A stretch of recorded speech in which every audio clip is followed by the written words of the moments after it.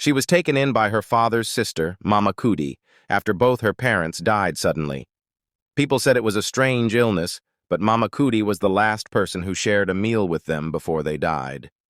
After their burial, the girl, Adana, disappeared from the community. Mama Cootie locked her in a tall building inside a gated compound. There was no stairway or door leading out from the room she stayed in. The only opening was a high window. Since childhood, Adana had never stepped outside. Her hair grew extremely long, thick enough for Mama Cootie to use it like a rope.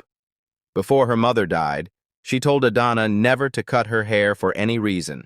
She held on to those words more than anything. Whenever Mama Cootie returned from the market or anywhere outside, she would stand below the window and whistle. Adana would lower her hair through the window, and Mama Cootie would climb up with it to get inside. She warned the girl that if she ever tried to leave or come down on her own, she would cut off the hair completely and lock her away where no one would ever find her. Food, clothing, and water all came through the same window after Mama Cootie climbed in. Once a month, she used a wooden comb and shea oil to forcefully detangle Adana's hair. She always reminded her that disobedience would cost her the only thing she was allowed to keep. The compound was surrounded by huge metal gates that Mama Cootie locked whenever she left. Adana sometimes heard children playing far outside the fence, but she had never touched the ground below the window. One afternoon, Mama Cootie returned looking angrier than usual. Someone in the village had asked questions about the abandoned building. She climbed Adana's hair harder than before and warned her that if anyone ever saw her or heard her voice, she would shave her and bury the hair with her. That night, after Mama Cootie had left again, the compound was quiet. Adana lay on her mat and listened.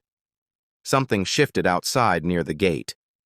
She stood up and moved closer to the window to hear better. Just as she leaned forward, she realized someone else was already in the room with her. Adana froze when she saw the boy standing in the corner of the room. He was thin, dusty, and breathing hard like he had been running. He raised his hand slowly and whispered, "My name is Chicky. Please don't scream." Her heartbeat was loud in her ears. "How did you get in here?" she asked in a shaky voice. Then he looked, "Oh my God, how do you have this long hair?" Then he touched, I said. "How did you get in here?" Adana screamed. "I climbed the gate when Mama Cootie left," he whispered. "People said this place was empty, but I saw hair hanging from the window once. I wanted to know who was inside." Before she could respond, the metal gate outside rattled violently. Chick's eyes widened. "Is that her?" Adana's voice broke. "Yes. You have to hide. If she sees you, she will kill me." She pointed to the small inner room. Cheeky ran in and pressed himself behind a wooden chest.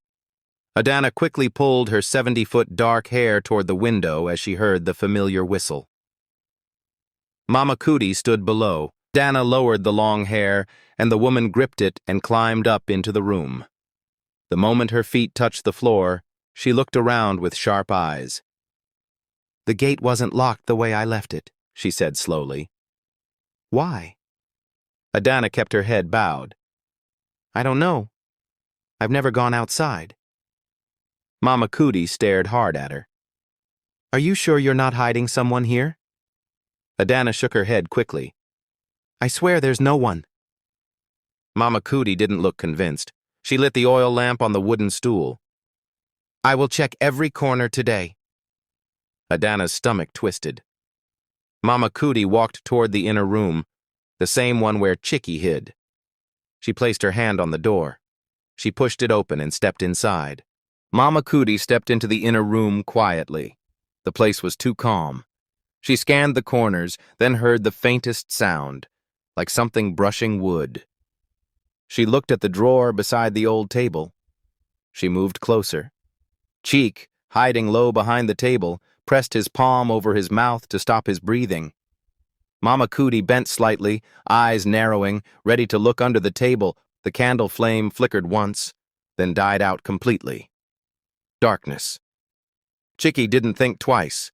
In that split second, he slipped out on his hands and knees and slid behind the door, then toward the main room. Mama Cootie clicked her tongue in anger, struck a match, and lit the candle again. She bent and checked under the table. Nothing. She checked the drawer. Empty. She stood up slowly, her face dark and suspicious. She walked back to Adana and stared at her long hair. "I know when something is wrong. You think I'm foolish?" Adana kept her head down, saying nothing. Out of anger and fear of what she didn't yet understand, Mama Cootie grabbed a knife and cut a large section of Adana's hair. Adana gasped and held the rest of it protectively. "That hair is becoming a problem. Be careful before I remove all of it." That night Adana wept quietly, holding the cut ends. But she also remembered Chicky escaped. He was still alive. Days passed. Chicky came back again, always careful, always at the same hour, 4:00 p.m. At that time, Adana would already be by the window, waiting. She would lower what was left of her long hair just enough for him to climb up quickly. They talked in whispers. He told her about the outside. She told him about the threats and the hair. Bit by bit, she started looking forward to the sound of his footsteps. One afternoon, Chicky held her hands and said, "I'll take you out. We'll escape soon. I'll come back in the evening and we leave this place." Adana was afraid, but she nodded. She trusted him. Evening came. Chicky approached the compound quietly, the same way he always did, but this time, something was different. He stopped. All around the compound were large, vicious dogs, thick chains, sharp teeth, low growls, at least 4 of them. Their eyes followed every movement. Mama Cootie had been suspecting something unusual for days. She brought the dogs as protection, or as traps. Chicky remained hidden in the shadows, breathing hard. He looked up toward the window where Adana was surely waiting, then back at the dogs blocking every path. And just as he tried to move closer, one of the dogs lifted its head and started barking directly in his direction. The dog barked loudly at Chicky, showing its big, sharp teeth. Chike didn't run.